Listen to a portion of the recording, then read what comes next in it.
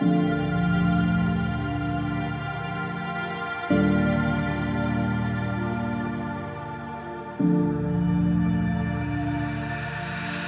is up, guys? So today I want to do a review of a film emulation plugin which was sent to me by Dehancer, but all opinions in this video are my own and I'm not obligated to say anything. If you guys are interested in Dehancer after this review, you can use my code in the description for 10% off, and it'll also earn me a little bit of a commission. This will be a pretty simple review as I'm kind of more beginner filmmaker and color grader, so nothing in this review is going to be crazy technical. It's going to be pretty basic and just going over how I, as a beginner filmmaker, like the software and how I use it.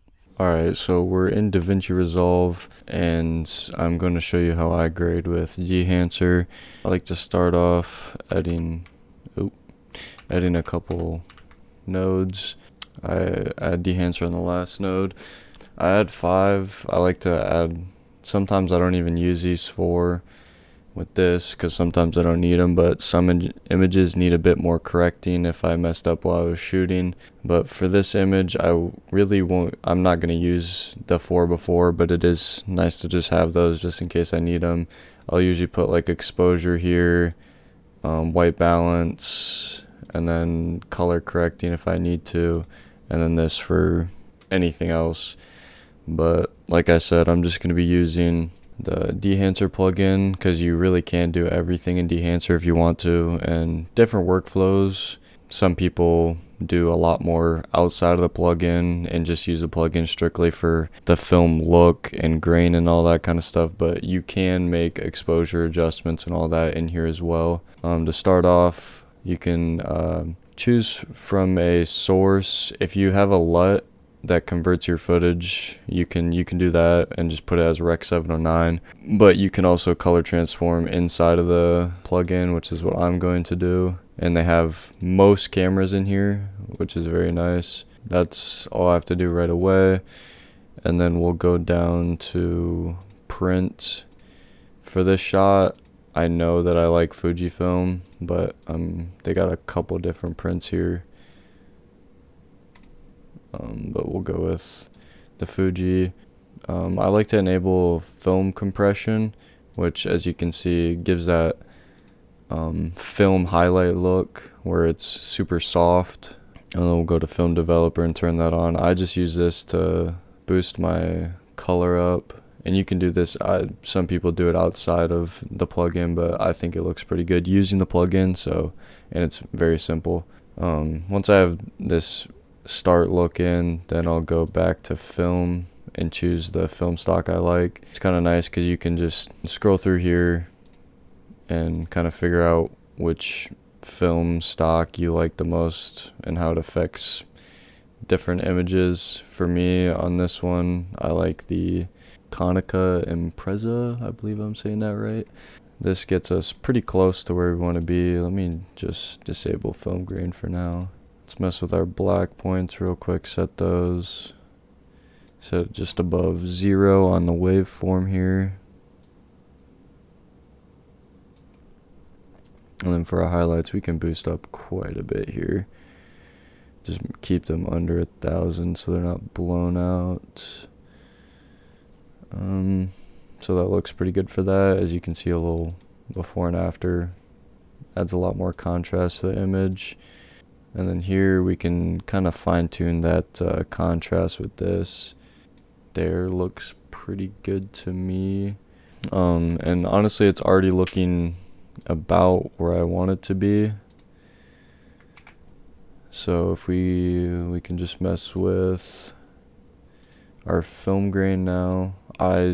Honestly, this one already has a bit of kind of grain with it disabled, so I'm going to leave film grain off, but we're going to apply some halation and bloom, which the presets for it is to my liking. So yeah, I mean, that's basically all I do, and it gives me a very, very good look, I believe. And then real quick, we can go through all of these, and I'll try to explain what most of them do. Obviously you can input your color spaces, and you can mess with your exposure through here, temperature, if you're going for more of a warm look, which we actually could go for a little more of a warm look since it's a sunset shot. And then you can even do some white balancing through here. I honestly don't know what the defringe does. So film here is where you can obviously pick your film stock, and this messes with your color just a bit,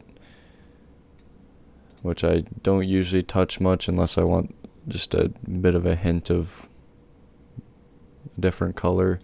Film developer, like I said, I just use for the color boost. I don't really mess with anything else in there. Film compression is what gives you that nice smooth highlights. Don't really mess with anything else in there either. Expand is where you can kind of set your original contrast and widen up the image or close it down a bit if you want. And then here in your prints, you get to obviously pick your prints. It's kind of like the finishing look to the film stocks. So, and then here I really only mess with tonal contrast to kind of dial in the finishing contrast of the image. And then if we go to color head is, you can just mess with the tints of everything, kind of push stuff one way or the other. I don't mess with that. So film grain, here you can just pick between different kinds of film grains. 8mm is extreme film grain, and then you can go to 65, which is very subtle film grain. And I usually do throw some film grain on, but this shot already has a bit of noise. Halation gives you that kind of reddish tint on highlights. This, I guess you can kind of see it with these trees, but this image doesn't really have too much that halation effects. And then bloom, as you can see, it kind of just adds that glow around to the highlights. Film damage is kind of adds those artifacts that'll pop up, which I don't usually use. And then film breath is that kind of like flicker of exposure that real film creates. Gate weave, that's one I don't really know too much about. Overscan is where you can mess with these film borders, and there's a lot of customization you can do here. And you can get rid of the negatives. You can scale it up to get those film borders. That one's kind of a fun one to play with if you're really leaning into the film style. And then you can mess with your vignette if that's something that you like to do. I don't usually mess with that. One very cool part of this plugin is that you have built-in false color that you can enable to check your exposures. I think that's neat. And as well as clipping indication to make sure that you keep your highlights at an intact level. And you can also generate LUTs. So say I liked this look and I planned on using it for a shoot, I could put the LUT into my camera so that I have a pretty good idea of what my shot's gonna look like in post. And yeah, that's pretty much a quick run through of the plugin and how I use it to grade. Alright guys, now that I've shown you how I grade, we're going to go over the pros and cons of this film plugin. To start off, I really like that it's super simple and pretty beginner friendly to get started with, and you can get a really good grade without spending a lot of time with the plugin.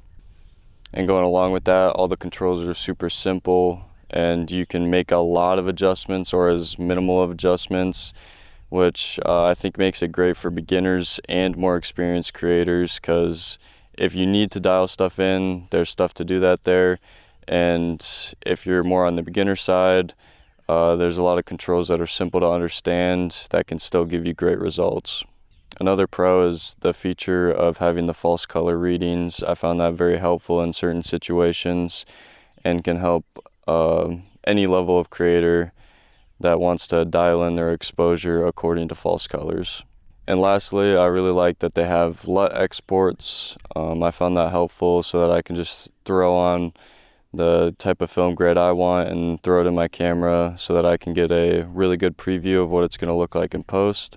And that's the main pros to me that I really like. In terms of cons, I actually really didn't find anything I didn't like about their DaVinci Film plugin. So, I mean, as a beginner, I just didn't run into anything that I wished I had. I just liked all the variability that they had and how simple it was to use. All right, so I messed around a little more with the Dehancer mobile app on my iPhone, and I was pretty surprised by it. I really liked the footage that came out of it. It was almost identical to editing in DaVinci.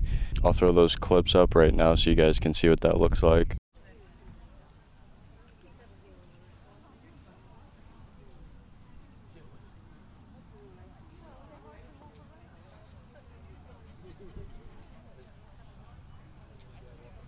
So I only used the mobile app to edit my iPhone footage, like the 5-10 second landscape clips that I like to shoot on my iPhone. For that, I found it very nice. Can't really speak for using it for many other things. That's the only thing that really makes sense for me to use it for. But I could see maybe if you're trying to shoot some cool stuff on your iPhone and that's all you have, you don't have a actual camera, it could be very nice to have for that.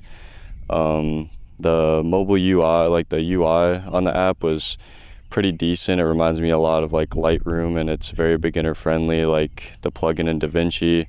It's the same thing with just sliders, and it's easy to toggle everything on and off. So that was great to have. The only thing I could say that could be improved is I'd love to see a trim feature in there, because I found that a little, like, it's just a little annoying having to trim your video in like the Photos app and then put it into the Dehancer. So I mean, other than that, I really liked the mobile app, and kind of excited to see where they take it from here because it's a pretty new app. But yeah, overall thoughts on the app is just it did what I wanted it to do, and it worked great for editing iPhone footage. All right, if you guys made it this far in the video, big appreciate it. Hope you guys have a great day, and you know.